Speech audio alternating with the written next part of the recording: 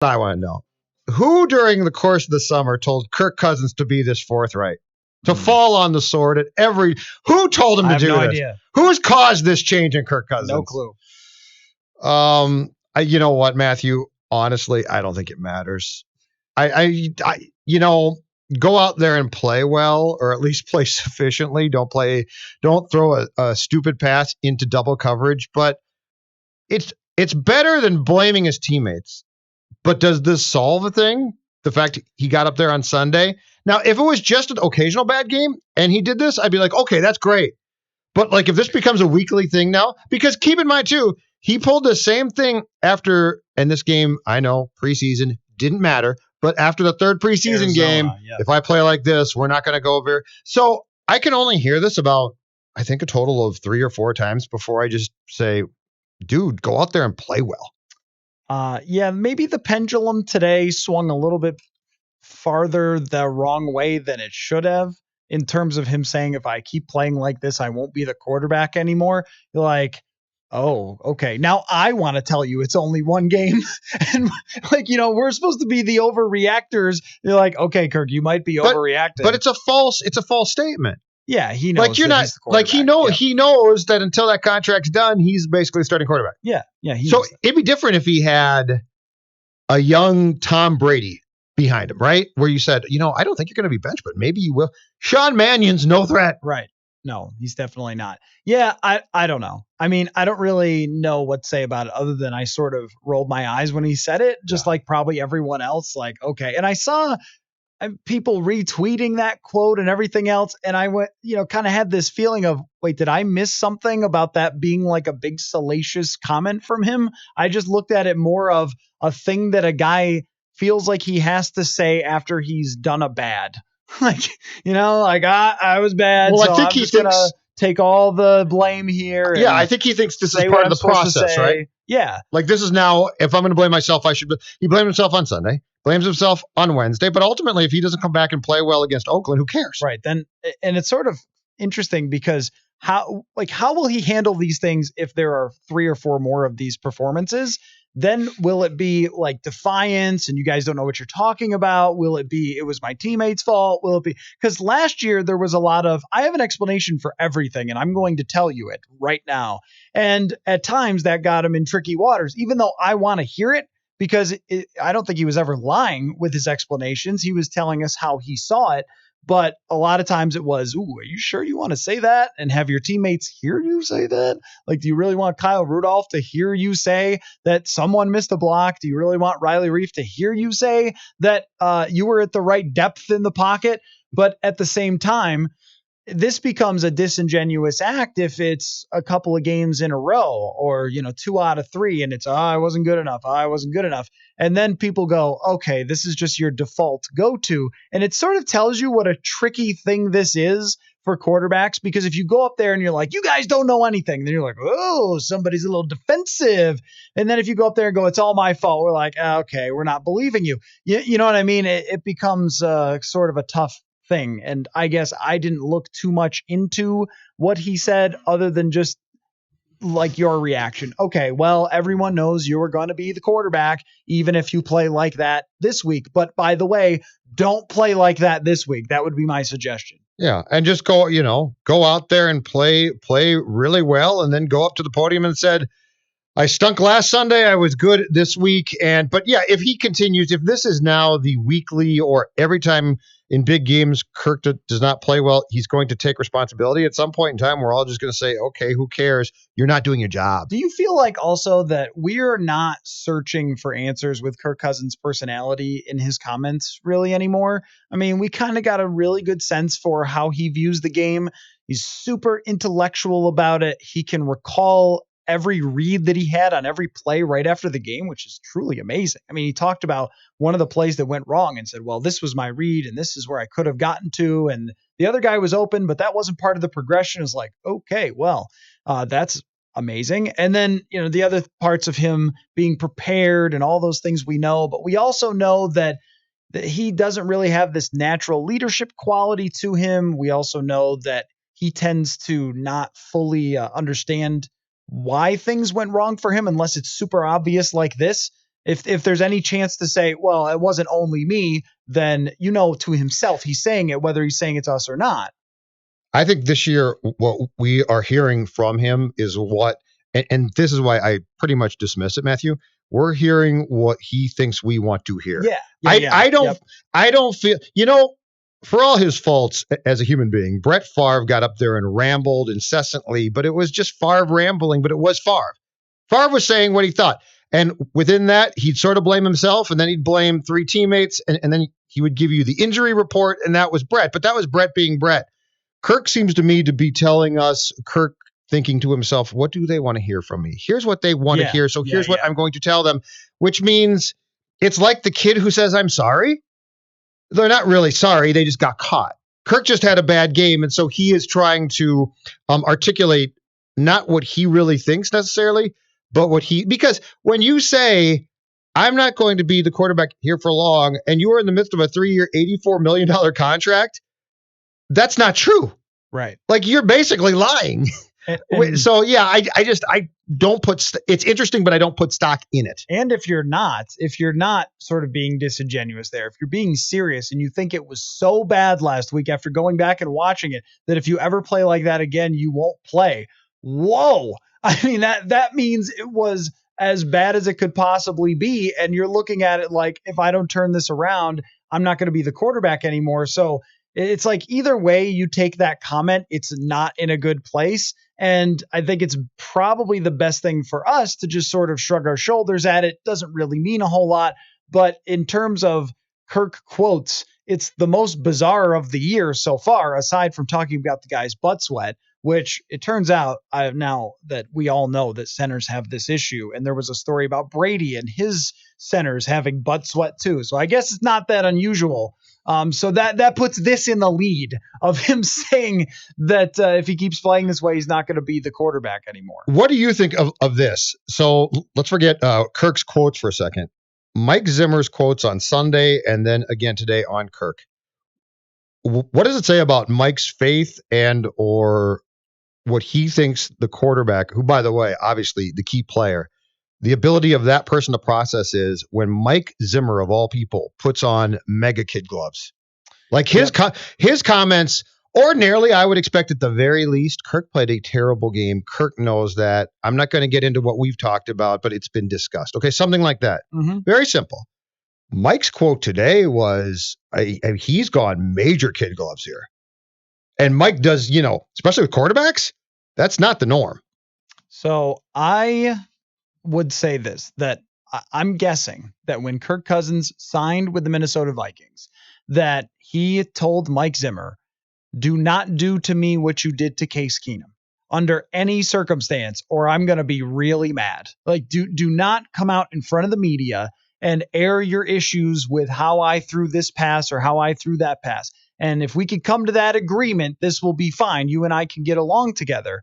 If you go out there and you hammer me for every throw or don't show any faith in me, then that's going to make me worse, and I'm going to really not get along with you very well. That's my guess at what happened, because the difference from how Zimmer talked about Case Keenum to how he's talked about Kirk Cousins is so outrageously different. And it's more similar to Sam Bradford, where he refused to blame Bradford. But I also think, Bradford's offensive line was struggling so much. The offensive coordinator quit or got fired. And he actually came around to really like Sam Bradford. I think they got along pretty well, Mike Zimmer and Bradford. And we know how much that he liked Teddy. It was really only Case that he hammered super hard.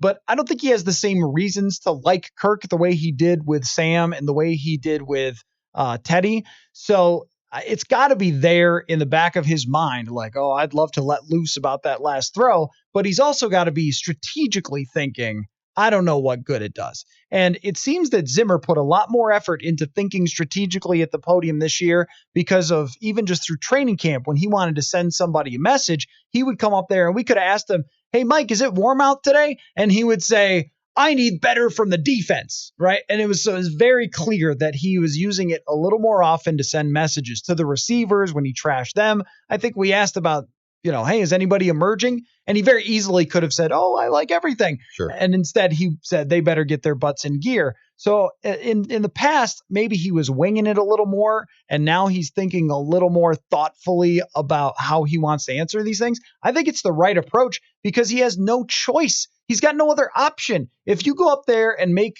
Cousins even more nervous and even more anxious, I mean, I think last year, him even saying this about Cousins, even saying, I told him that if you turn the ball over, you're getting people fired. And you saw the big time throws go down. You saw his risks go down. You saw his sacks go up after that, because at times early in the season with pressure on him, he made some pretty risky throws that turned out to be great. One in Philadelphia on a bomb from the end zone, the one in Green Bay into a tight window.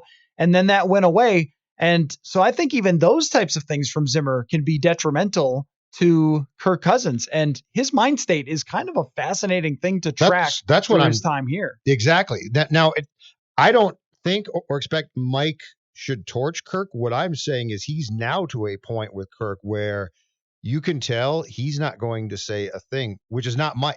Yep. To me, this is going to sound crazy. To me, this is the ultimate lack of respect that Mike can give a player when he knows the player can handle nothing. I mean, I can't disagree. And because I'm with you. I think Mike's playing this right. But Mike, with Teddy, Mike would say things. Yeah. He would talk about him. Yeah. He loved him, but he would talk about him. And I think that you're right. I think with Sam, he got comfortable. Sam was sort of a weird cat, his own guy. But I think that they developed a relationship that definitely worked. But this is a veteran quarterback that Mike is essentially treating like a first-round draft pick in his second year who's struggling. So he's just going to say nothing. And in Mike's world, that corporate thing, that's not normal. If this was Rocco, I'd be like, this is perfect, Rocco. It's absolutely the same way he handles first-round picks who are having a tough time. Correct. For the first year of Laquan Treadwell, it was, hey, I like this kid. And then the second year was, if you run one more stadium step, I'm coming out there. And that's usually how it goes, because Mike understands that players take a while as rookies, and he's not going to come out and go, Garrett Bradbury, oh my gosh, what is going on at the center position? Because he, and I would tend to agree with this, that knows that Bradbury will take time like any other rookie to get into their circumstances. And then 3 years from now, he'll say, man, I thought that guy was awful, and he turned out to be pretty good. He always does that. So to treat Cousins the same way and to essentially not even acknowledge that he had a poor game and really not say anything about it other than we believe in him. Yeah, I feel the same way. I think it says what he thinks of Kirk as in terms of his mental ability to handle it. I think it also says that in a way, Mike is sort of putting it out of his own hands. Like, yeah, we're going to coach him up, but I mean, what am I supposed to do about it? I got to believe in him, or there's no real other option. And think about that for a second, though. We're talking about a guy who's starting in his fifth year, in his eighth year, who is making mega bucks to play quarterback for your team, which, by the way, the day he was signed, you saw as a Super Bowl team. And now you're to a point of, and this is not the Packers game. This is a body of work now. This is not just week 2. This is week 16 or week 17, I should say, of last year. This is the Patriots game. It's the Seahawks game. This is a body of work of a guy in Zimmer coming to realize that mentally Kirk has to be almost basically patted on the head and said, I hope this week it's going to go okay. Yeah, and that's the only way I think he can handle it. I think if he came out and he ripped him, that would be troublesome for Cousins. It would get inside his head. I think that even if he came out and was defiant about it to the media, it would be insulting to everybody. I mean, if he came out and said, oh, Kirk actually played great, you guys didn't know it, you'd be like, okay, Mike, well, come on now. Everyone saw the game. You know exactly what happened. Now, the best approach for him is probably to say, look, I mean, everybody in the NFL, even Tom Brady, has a bad game every once in a while. And there was a game a few years ago with Brady where he looked so washed that I think our station in Buffalo was like, is it over? Is the Brady thing? That was like 2014. And of course he came back and won more Super Bowls, and that's Tom Brady for you. But the point is that even the best quarterbacks can have bad games. And so to say, look, there's 14 weeks left, you get over it, you move on to the next one. We're going to play Oakland. It's going to be okay. I mean, that's the type of vibe that this team is trying to sell right now. But that's the quote. That's the quote that I would expect. What you just said. Yeah. That would be the quote. And he sort of intimated that a little bit. But yeah, I mean, I think that they're trying to sell that. But what I'm getting to is that I'm not really buying it. And I don't think anyone else is either. After that game, if you were on the sideline, if you were in the front office, if you were in the coaching room, and you don't look at that and go, oh no, oh no, oh no, for a number of different reasons, not just one interception, but the fact that the Green Bay Packers also figured out how to shut down play action. And if you shut down Kirk Cousins play action, good luck having a good season for Kirk Cousins, because that's where he's done most of his damage for his entire career. And it seems like maybe when you talk about it all offseason, how you're going to do it, and maybe when you hire a guy that's been in the league for freaking ever, that everyone has gotten the same look at Gary Kubiak's playbook 100 times over, that they say, you know what, if we do this little thing off the outside edge, which is not follow that tackle down the line, and we say, you know what, run with Dalvin Cook, get your 5 yards of carry, that's fine.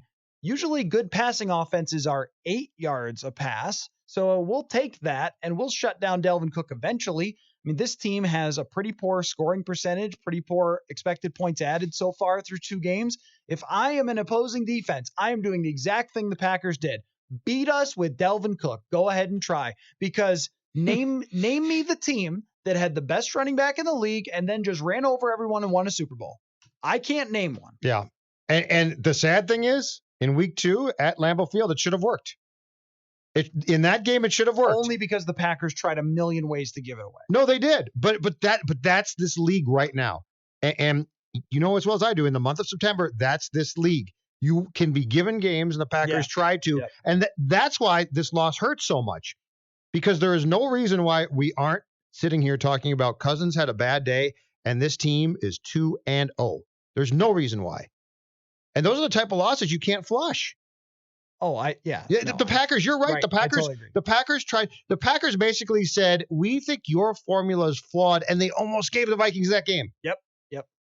And that's where I think this sort of reverberates more than just it was one bad week. Correct. In fact, if you were given the choice and I told you, you know what, you can have that one, or you could just have a no-show from anybody and you can lose 28-7. Which would you take? You would take 28-7.